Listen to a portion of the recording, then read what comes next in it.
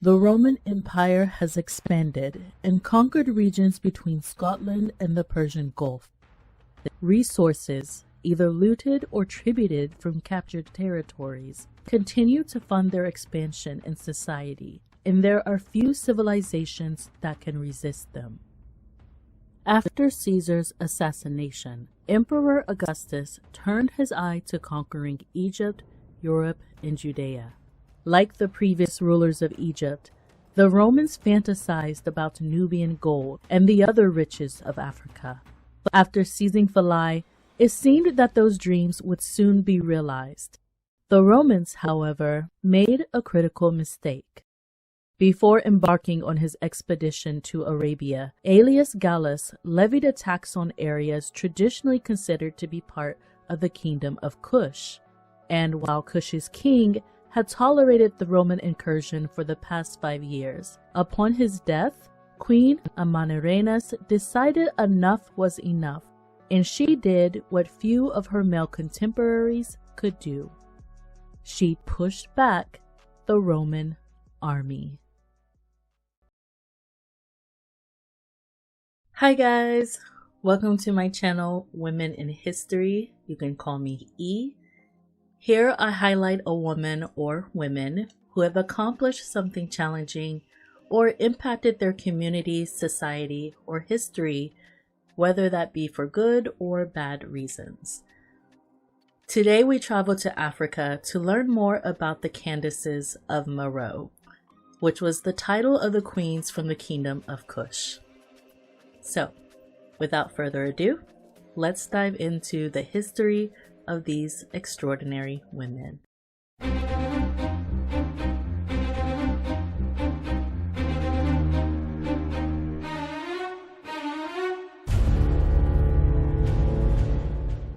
Now, before we start looking at some specific Candaces, we need to learn a little bit more about the Kingdom of Kush.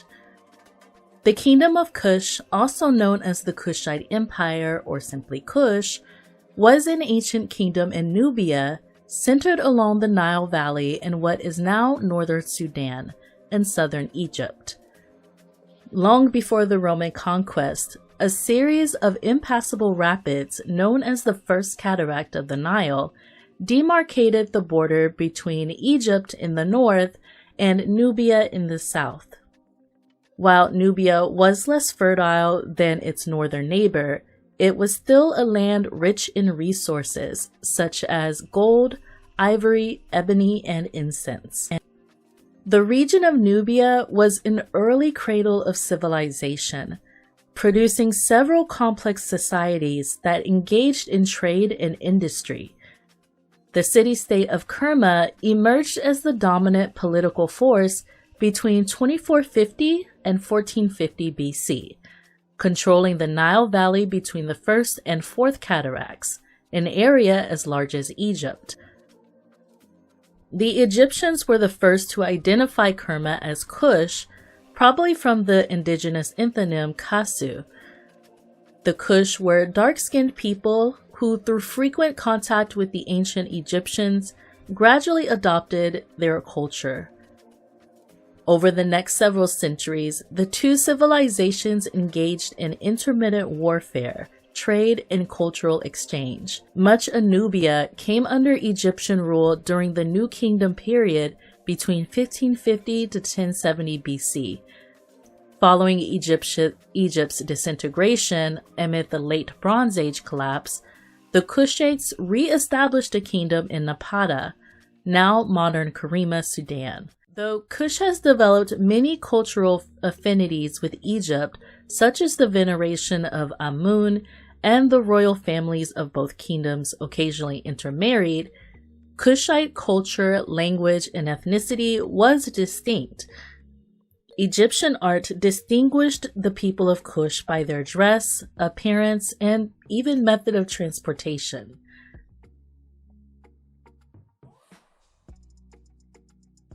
Meroe was originally an administrative center south of the Kushite capital city of Napata. In 590 BCE, Napata was sacked by the Egyptian king Psammetichus II, and the capital was moved to Meroe. Napata had been heavily influenced by Egyptian culture and religion, as the entire kingdom of Kush was initially. Due to close contact through trade and Egypt's repeated military campaigns in the region, this same paradigm was held to at Meroe, where official documents were written in Egyptian, the gods who appeared in the temples were Egyptian, art was created in Egyptian styles, kings were depicted as Egyptian pharaohs, and their tombs were pyramids. Now, the city was already thriving before it became the capital of Kush, but afterwards, its wealth would become legendary. Large fields yielded abundant crops, which were easily transported up and down the nearby Nile River. Hunters stalked prey such as leopard and elephants whose skins and tusks were then traded upriver to Egypt. The principal industry, however, was ironworking, and Meroitic tools and weapons became highly sought after and commanded a high price. While trading with Egypt was profitable, one Kush king was not pleased with the substantial cultural influence of Egypt that had ended up superseding their own, and he sought to remedy this. Ergamenes, also known as Ergamenes I, came to the throne in 295 BCE. According to the historian Diodorus Siculus, Ergamenes had studied Greek philosophy and was not inclined to blindly follow the religious traditions of his people. Among these traditions was the practice of the priests of Amun choosing the monarch, setting a span for that monarch's reign, and deciding when the king should die for the good of the people and make way for a new successor. The cult of Amun had been a powerful political force in Egypt for millennia and exerted the same kind of influence over the kings of Kush. As in Egypt, the priesthood seems to have been tax exempt and so were able to accrue significant wealth and influence. Instead of trying to negotiate with the priests, however, Ergamenes broke the priest's power through action. He arrived at the temple at Napata with an armed force and slaughtered them all. He then discarded the tradition of the priesthood's influence over the king, though maintaining the cult of Amun, and initiated further reforms to distance Meroe from Egyptian influence. The gods, though still bearing some evidence of Egyptian culture, began to appear as indigenous deities during his reign. Pyramids take on a uniquely Meroitic style of architecture, kings and their queens appear in Meroitic attire, and the art of the period shifts away from Egyptian to a distinctly indigenous style. Most importantly, Egyptian hieroglyphics disappear during Ergamenes' reign, to be replaced by Meroitic script.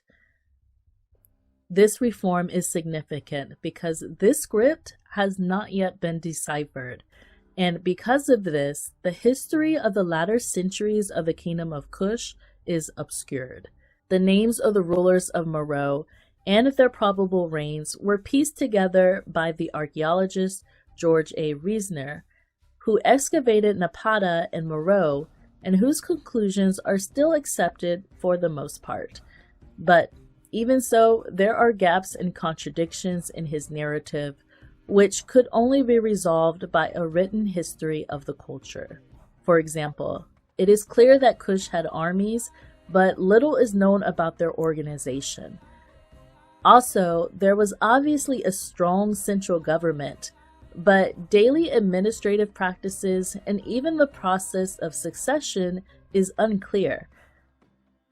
It appears that the practice in Meroe was that the brother of the king succeeded him, not the king's son, and yet the title of Candace seems to have originally referred to the king's mother, which, according to scholar Derek A. Welsby, designates the mother of the crowned prince, i.e. the mother of the next king. Since a Candace was also the wife of a reigning king, this interpretation would mean that a king's son would succeed him. And yet, this does not seem to be the case. Again, Meroitic script that could possibly shed more light on this has not been interpreted yet. The Candaces of Meroe were the queens of the Kingdom of Kush who ruled from the city of Meroe, a number of whom ruled independently in what is now Sudan. The title Candace is the Latinized version of the term Kandake or Kandake in Meroitic, and may mean queen regent or queen mother, but could also mean royal woman. Although the term seems to have originally referred to the mother of the king, from around 170 BCE, it was also used to designate a female monarch who reigned independently. King Ergamenes was responsible for the reforms that led to the elevation of royal women to the position of queen. The title Kandake appears prior to Ergamenes' reign, but there is no evidence of women reigning alongside a king, only of a royal woman who was the king's mother. Following his reign, however, the title often refers to a female monarch. Male rulers follow Ergamenes in succession and seem to have had queens who co-ruled or exerted significant influence, and some even reigned alone. It is unknown exactly how much influence a queen in Meroe had prior to Ergamenes' reign. All that is known for certain is that after his reign, some female rulers wielded considerable power, and Meroe flourished accordingly. Now we will take a look at some well-known Candaces. The first queen to rule independently was Kandake, who appears in battle dress leading her armies. Under her reign, Meroe expanded its borders and the economy boomed. She may have performed a religious political function along the lines of the position of God's wife of Amun in Egypt, the female counterpart to the high priest of Amun. Her adherence to Egyptian traditions is evident in her inscriptions, where she refers to herself as Son of Ra, Lord of the Two Lands, beloved Amat, which is a common Egyptian designation. She is depicted with a young man, clearly a crown prince, who may be her successor, Tanaya Damani, but this is speculation.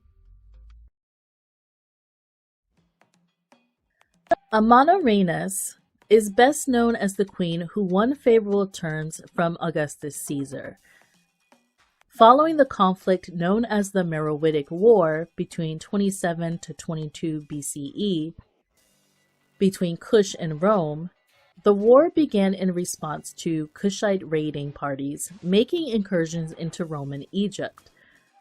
Rome had annexed Egypt as a province following the Battle of Actium in 31 BCE, and it quickly became one of the new empire's most critical territories, as it supplied Rome with an abundance of grain. The Roman prefect of Egypt, Gaius Petronius, responded to the raids by invading Kush around 22 BCE and destroying the city of Napata. However, Amanirenas was in no way cowed and retaliated with further aggression. She is depicted as a courageous queen, blind in one eye and a skilled negotiator. Following the conflict, her control of the terms is evident in Rome's respect in the peace talks and an increase in trade between Rome and Meroe. Amanirenas had captured a number of statues from Egypt, among them many of Augustus, which she returned following the peace, but the head of one she buried under the steps of a temple, so that her people would walk over Augustus in their daily visits. Little is known of Amanirenas outside of her lavish grave goods of ornate jewelry. Her tomb was among the many in Meroe broken into and destroyed by the notorious treasure hunter Giuseppe Ferlini, who had no interest in history or preservation and was only seeking gold and artifacts he could sell for a high price. Ruined inscriptions and reliefs from her tomb show her as a powerful queen who ruled independently, but details of her reign have been lost. Amanirenas reigned over the most prosperous period of Meroe's history. She was able to rebuild the Temple of Amun at Napata and renovated the large temple to the god in Meroe. During Amanirenas' reign, over 200 temples and pyramids were built, which reflects the wealth of the Kingdom of Meroe. Trade was at its height, as evidenced by grave goods and other artifacts from the period, and the iron industry and agriculture flourished, as attested to by the amount of waste slag and improved irrigation canals dug during this time. She oversaw the importation of goods and the exportation of textiles, gold, jewels, and exotic animals. She is depicted with her co-ruler, King Natakamani, but it is unclear if he was her husband or son, and it seems she reigned alone later. She is depicted on her temple wall at Naka, conquering her enemies as a warrior queen. Amanirenas is the queen most often identified as the Candace in Acts 8:27 of the King James Bible. It has been suggested that she may have been Jewish only based on the passage in the Bible in which her eunuch, encountered by the Apostle Philip, is reading the book of Isaiah. There is no evidence in Meroe itself which supports the existence of a Jewish community, but such communities did exist throughout Kush in small numbers. Nothing is known of her reign, but physical evidence from the period shows a high degree of affluence. Nothing is known of the reign of Amanirenas, except for the military aid she provided to Rome during the First Jewish-Roman War of 66 through 73 CE. She sent Kushite cavalry, but most likely also sent archers, since the Kushite archers were legendary for their skill. One of the early Egyptian names for the region of Kush, in fact, was Taseti, the land of the bow, for this reason. Nothing else is known of her reign, but like other later Candaces, she was most likely associated with the Egyptian goddess Nut as a high priestess. Nut was the sky goddess who personified the canopy of the heavens and was mother to the primary deities, Osiris, Isis, Set, Nephthys, and Horus the Elder. Although Egyptian script fell out of use during Ergamenes' reign, Egyptian gods such as Amun, Nut, and others continued to be venerated. It is possible, though far from clear, that Amanirenas would have served as the most powerful religious figure in Meroe as priestess of Nut. Nothing is known of the reigns of these two queens. They are known to have ruled over Meroe during its decline, but no other details have come to light. Meroe's wealth and prestige began to wane around 200 CE when Rome elevated the kingdom of Axum in Ethiopia to its primary partner in trade, and Meroe was slighted. Exactly why Rome chose this course is unclear, but part of the reason could have been the overuse of the land surrounding the city, which depleted its resources. The forest had been used up in supplying fuel for the iron industry, and the fields were depleted of nutrients through steady farming and overgrazing of livestock. In 330 CE, Meroe was invaded by Axum, most likely under their king Ezana, and sacked. It was deserted around 350 CE. In 1834, when Giuseppe Forlini looted the treasures of Meroe, he could find no buyers because the European market refused to believe that a Black African kingdom had produced such incredible works. Egypt had long been whitewashed and was considered distinct from kingdoms to the south, such as Kush, which was associated with Black Africa. Since it was mentioned in the Bible, Egypt, like Palestine, was routinely depicted as having been inhabited by white people.